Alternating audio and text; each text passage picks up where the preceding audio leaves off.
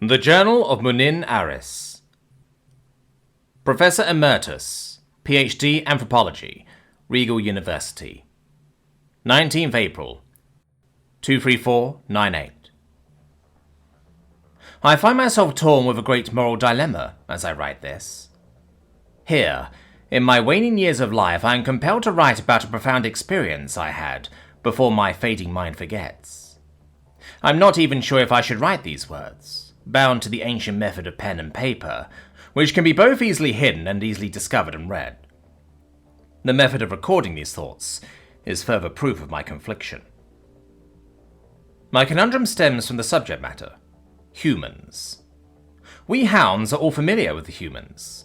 They, since before our oldest written record, have been our best friends, trade partners, scientific collaborators, and allies in war.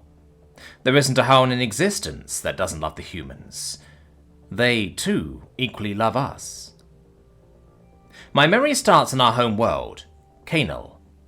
Back then, I was a young undergraduate in the Canal University Anthropology program. We had recently discovered the ruins of an ancient city in the vast Tuyan Desert. An unusual windstorm had blown away the sands where, by pure luck, a survey aircraft spotted the top of a tower, buried in the ground. You might be wondering why this is considered forbidden knowledge. The location of our prehistorical city is common knowledge. We discovered many pieces of art, pottery and tools, which are now on display at the Valles Planetary Museum. It's what I discovered there, and sworn to secrecy, that I find myself wondering if I should even reveal. I had earned a position as a student assistant on the team of the renowned Professor Andianor Jones. It was a dream to be selected to assist in uncovering the secrets of our long-forgotten ancestors. I was assigned to what I thought, at the time, was an inconspicuous section of the city. My task was to carefully uncover the ancient stonework plaza, hidden under the sand. We were tasked with carefully sweeping away sand to expose the masonry. Even though my graduate student peers considered it busy work, I was ecstatic. Here I was, a son of a poor family from deep nowhere, participating in the find of the millennium. It was on the 5th day of the dig when the event happened. I decided to return from our midday meal early to continue working alone before the others returned. I was sweeping away the sand from my section of the site when the ground shifted. I lacked the wherewithal to move when the stonework began to collapse. I fell 20 meters into a previously unknown cavity under the plaza. To this day, I don't know how I survived the fall without injury. It's possible I hit the sandpile which seeped in through the weakness in the mortar and rolled. In either case, I had become trapped in a cavity beneath the street and no one would know I was there until I missed my evening check-in.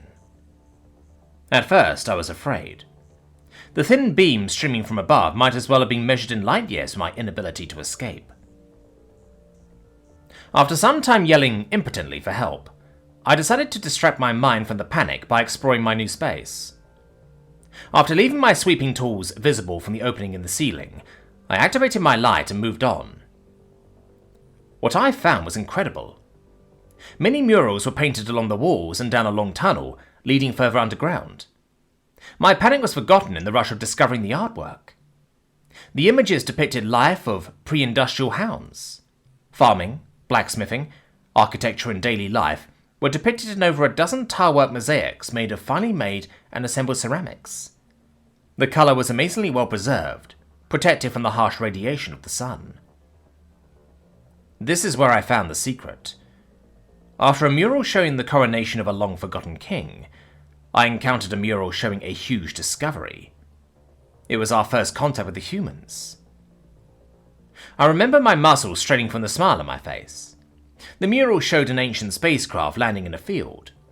Emerging were clearly images of humans, their hands raised in their friendly manner of greeting as a dozen walked out toward a hound delegation. Then my smile vanished with the following mosaics. It horrified me. On them, hounds were savagely murdering the humans. It showed the images in gory brutality. Humans stabbed with spears, hounds using their jaws to bite out human necks, human bodies impaled on spikes and cooked in stews. The human ship was scavenged, and the metals converted into weapons and objects I recognized as electronics, converted into war trophies. They went on by the dozens. I was sick. Our ancient ancestors had brutally killed and even consumed our friends, our allies. How was this possible? The nature of the mosaics changed. Another depicted more human ships arriving. The first ship was shown as docile and weak, made of soft curves and white tile. The new ships were shown as aggressive and terrifying, with dark, sharp lines and spears protruding from the hull. From those ships, legions of humans marched. They held stick-belching fire as terrified hounds fled, their feet trampling over blooded hound bodies. The next few mosaics depicted the war. No, not war. Slaughter. The humans, using their advanced technology, crushed armies and toppled nations. They had conquered the hounds in response to the aggressive first contact. Images of hounds in rags with chains attached to their necks dominated the next images.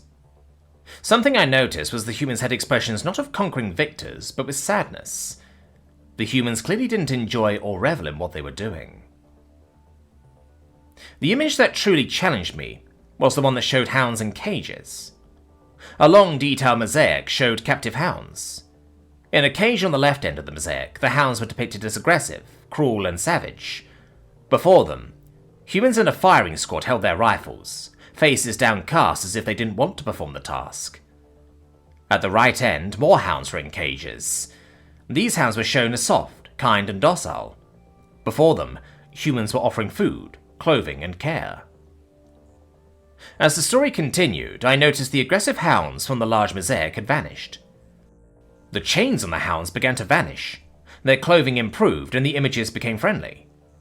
Cities began to form again, and there were images of hound leaders being handed documents, symbolizing independence. I found the final image before encountering evidence of an entryway enclosed with stone. The final image was the humans unloading what I recognized as an ancient fusion generator. I understood what I was seeing. The ancient hounds who created these mosaics in this long-forgotten archive did so after the first fusion generator was delivered. They knew the truth of what happened with the humans, and they didn't want anyone else to know when they sealed the space away and left it to the ravages of time. I returned to the small opening, shocked by what I had seen. Above, I heard a shout. It was Dr. Johns. He dropped a rope into the hole and came down to inquire about my safety. I showed him my find. Like me, he was at first enthralled. He mirrored my disgust and contemplation. What Dr. Johns did next surprised me. He removed a pick hammer from his tool belt, instructed me to collect mine, and he began systematically prying the tiles from the murals and crushing them to dust. I was aghast. Here was the premier archaeologist of our people, intentionally destroying our history. I cried out to him as to why. He only grimly told me, "No one can ever know." I was young and afraid, so I followed his order. We eradicated our past. After exiting the hall, I returned to my tent in the fading twilight sun. In the red glow, I pondered the story I saw and Dr. John's actions. I then recalled the humans and Earth. The humans have a number of pets. A substantial number of them are predatory animals. Other large predators exist on Earth as well. I remember seeing an image of a massive white animal called a polar bear hunt and kill an equally gigantic animal called a walrus. Then, in the next video, the same polar bear happily padded up to a human, presented his belly, and asked for a rub. I had inquired why this dangerous wild animal showed such affection for humans. It was explained humans realized predators were an important part of their ecosystem. They also recognized the danger they posed. Their ancient ancestors approached the danger by killing off large swarms of predators in their spaces. It proved disastrous for their ecosystem. So, the humans devised a plan. Using the same method they called domestication, used on their pet dogs and cats, they began to selectively breed every predatory animal on their planet. The animals would remain wild, and their hunting instincts intact. The only difference is those animals would not see humans as prey, and behave in a friendly manner. It worked wonderfully, as humans were able to rehabilitate their failing ecosystem, while no longer worrying about encountering creatures harmful to them or their livestock. That's when I connected the evidence. The long history, our aggressive posture, and the images depicting humans culling dangerous hounds. I understood in that moment why we find friendship and kinship with the humans. They, and their ingenuity, have granted us a wonderful life where we are free from want and can raise our pups without fear. We combine our physical might with their technological prowess to keep aggressive enemies at bay. Our trade and friendship grow both our people. We hounds have been domesticated by the humans. They spent unknown generations removing the harmful and dangerous members of our society to create a species they could coexist with peacefully. This is where my dilemma arises. What the humans did, it offends all my moral and ethical beliefs. It is in violation of the very essence of intelligent species. However, I still find myself conflicted. When I saw the images of how we hounds attacked the humans, how we savaged them, I recognized our terrible past. The humans could have easily wiped us out and eradicated us from the universe.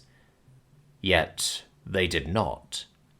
They saw us as valuable, as deserving to exist and live.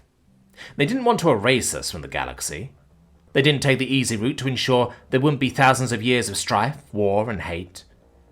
They ensured we would not fight by ensuring those who wished them harm could not persist to the next generation. Was it justified? Was it good or evil? I have struggled with morality of our secret history with the humans. As I aged, I began to understand Dr. Jones. Would it be a good idea to reveal this story? The hounds and the humans coexist in peace. Everything between us is incredible. What would happen to our friendship if this knowledge was revealed? Clearly, the humans are also shamed by this history. They have detailed records dating back to thousands of years before their discovery of electricity, yet their data on the first contact with the hounds is depicted as peaceful. I don't know. This confession is confined to paper, as I stated above. I wonder if I should even allow it to exist. As I further lose my mind to the ravages of time, I wonder if I should drop this journal into a nearest fire. I am the last hound alive who knows the truth. If you do find this, no, I did not discover the answer.